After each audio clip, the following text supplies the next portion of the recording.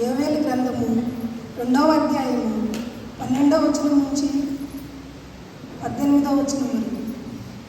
యోవేలు గ్రంథము 2వ అధ్యాయము 12వ వచనం నుంచి 18వ వచనం వరకు.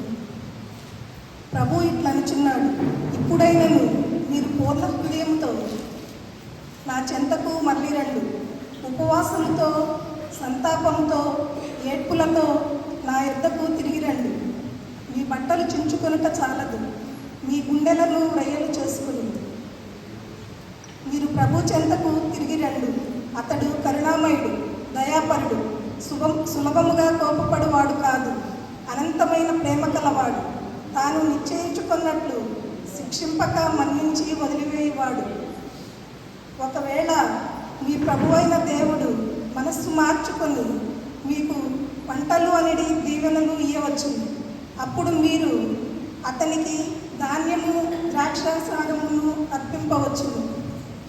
సియోను కొండపై బాకానూదుడు ఉపవాసము చేయవలనని ప్రజలకు ఆజ్ఞయుడు.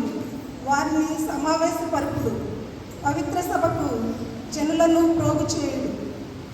వృద్ధులను, పిల్లలను, చంటి బిడ్డలను కూడా కొనిరండు. నూతనముగా పెండ్లి ఆడిన దంపతులు కూడా తమ గృహములను వీడి రావలెను.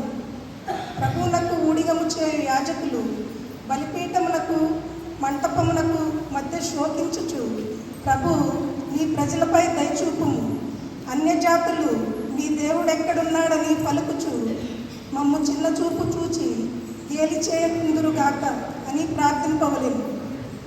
అప్పుడు ప్రభు తన దేశంపై ఆదరము చూపింది, తన ప్రజలను కరుణించెను.